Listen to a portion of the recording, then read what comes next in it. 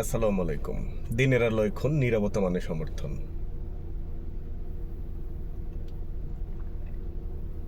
আমি কি মিথ্যে বললাম? না, এটি আমার কথা নয়, এটি লাখো জনতার প্রতিবাদী কণ্ঠে উঠে এসেছে। নীরবতা মানেই সমর্থন করা। যারা নীরবে সয়ে যাচ্ছেন তারাও এই খুনের সাথে জড়িত। যে সুশীল সমাজ এখন একদম চুপ হয়ে গেছেন, তারাও এটির সাথে জড়িত। তাই যদি না হয়, রাস্তায় দিনের আলোয় শত মানুষের চোখের সামনে একজন মানুষকে পাথর দিয়ে গুঁড়িয়ে দেওয়া, পাথর দিয়ে মারা হচ্ছে, এ কেমন সমাজ? কিসের আইন, কিসের প্রশাসন? আমাদের করুণ নীরবতা কি এই নরপিশাচদের শক্তি দিচ্ছে না? আর নয় এই রক্ত যদি আমাদের জাগিয়ে না তোলা হয়, তবে কাল এই রক্ত আমাদের দোরগোড়ায় এসে দাঁড়াবে।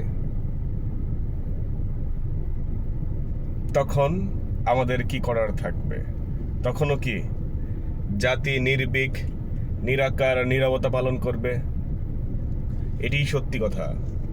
জাতি আজ মেরুদণ্ডহীন, জাতি আজ নিস্তব্ধ হয়ে গেছে, জাতি আজ অন্যায়কে সমর্থন করা শিখে গেছে, জাতি আজ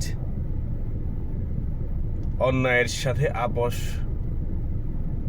করা শিখে গেছে, জাতীয়বাদ ভুলে গেছে, ধর্ম বর্ণ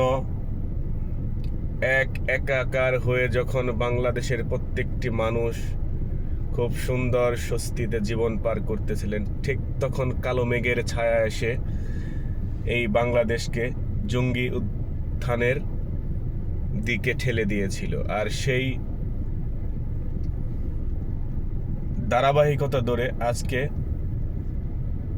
বাংলাদেশের এই করুণ পরিণতি হয়েছে, যেটি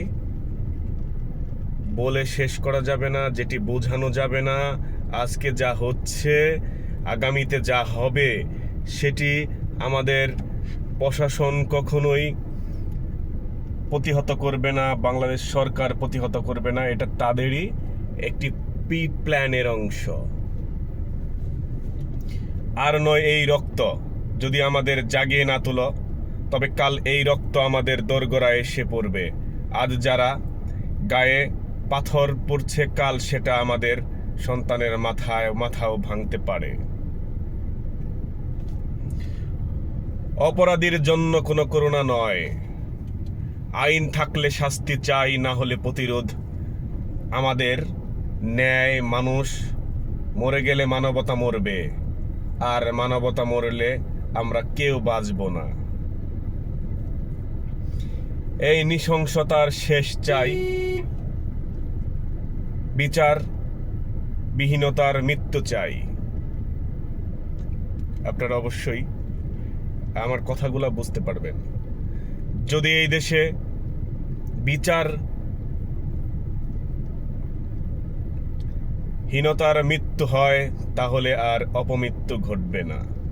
আমরা চাই এই বিচারহীনতার মৃত্যু, আমরা চাই দেশে সুশাসনের সৃষ্টি। যে দুঃশাসনের কবলে আজকে সাধারণ মানুষকে মৃত্যুবরণ করতে হচ্ছে, রাস্তায় বিবস্ত্র হয়ে পড়ে থাকতে হচ্ছে, এ দৃশ্য বাংলার মানুষ আর দেখতে চায় না।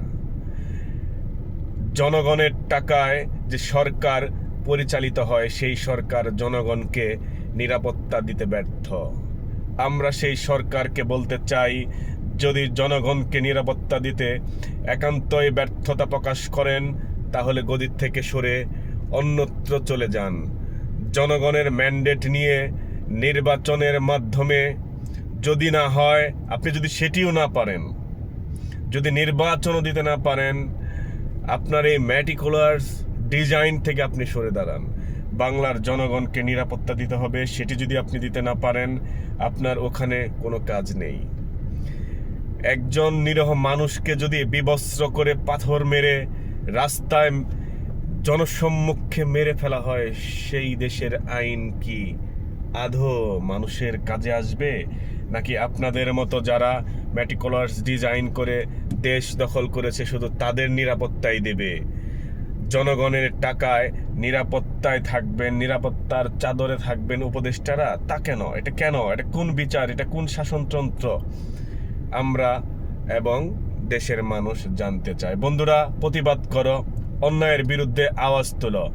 অন্যায়ের রক্তের স্রোত আমাদের ঘর পর্যন্ত আসতে দেরি হবে না।